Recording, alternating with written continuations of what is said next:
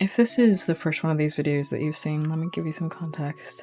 I have been a digital artist for many, many years, but before that, I was always carrying around a sketchbook, always working in sketchbooks, and at some point I just stopped.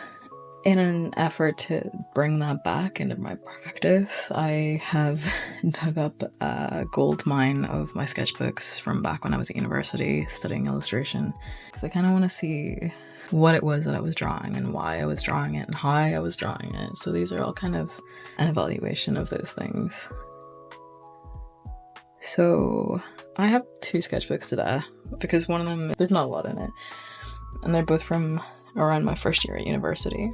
They're pretty plain. I didn't really decorate my sketchbooks until a lot later. I was getting nervous about putting stickers on things, even my own.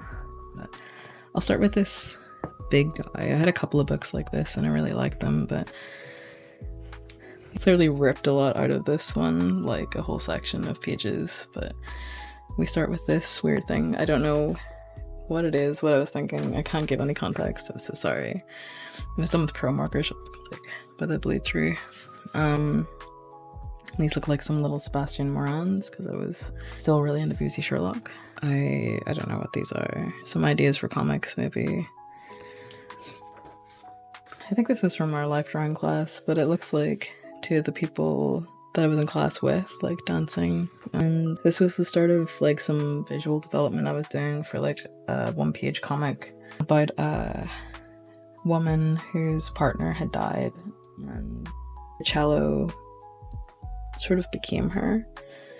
I had the script here. I think it was, I had love once, I lost love once. She's trapped in the music, our sweet crescendo. I feel her when I play.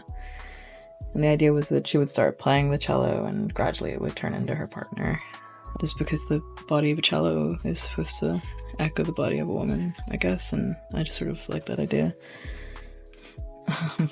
Just to contrast that, I guess, I had some like baby, like more like, this looks like Tom Hiddleston, so yeah. Okay, so back in the days, I had like an RP blog for Sebastian Morin on Tumblr, and there was like a really popular Victor Trevor blog that used Tom Hiddleston as a face claim, so I think I just did this as like a little joke. Yeah. Looks like some life drawing, some gesture drawings. Yeah, and just like a gym in there for some reason. It's just a couple of pages of these. Torn out page, I guess, from some other book. It's just like one of my OCs, Thompson. Just some random stuff. I think that's the book. This other book is like for some people probably like a texture nightmare. It's like the almost like velvety fabric. I can't remember where I got it, but it was probably one of the art supply stores in Cheltenham. It has like a little ribbon in it. I like them to like carry around in my backpack or whatever whenever I was traveling, so if I wrote anything, no. I think that's probably from like a university or like maybe from the museum or something. Most of these I will say will be like studies from like either a zoo or a museum.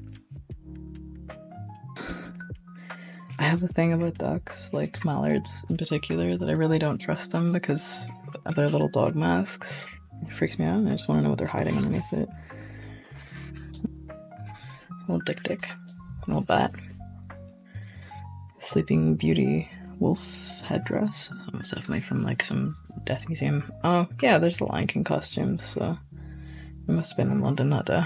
Little weird looking Sherlock. It kind of looks like Sid the Sloth. Yeah, I guess some more like batty super Hulog stuff, which again, my facial proportions are so grim. I think this is when they brought like a bunch of taxidermied animals into the studio for us to draw. So I was just trying some like roulette sketches of them. Yeah. I can feel the spine getting tough, so I don't think I have much more after this, but I think it's Frank from 30 Rock, which I was also really into in first year. And that could be anybody, honestly. It's just some random people. Yeah, I was just making stuff up, I think. think there was somebody like online at the time that was drawing girls like this with like the giant hair, and I just really liked the way they did that. Someone from Skins, I think. And some person with a bird body. Again, that could be anything, honestly.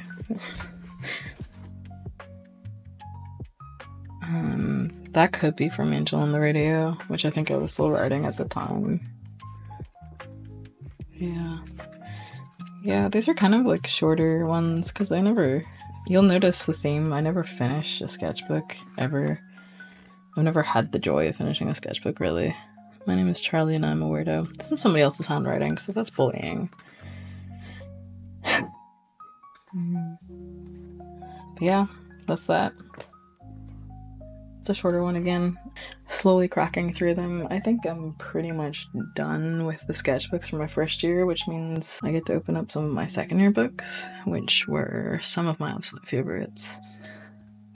Thank you for sticking around if you did, and let me know if you like this kind of thing. Let me know what kind of stuff you'd like to see. If you'd like me to talk more in depth about stuff that I was doing at university.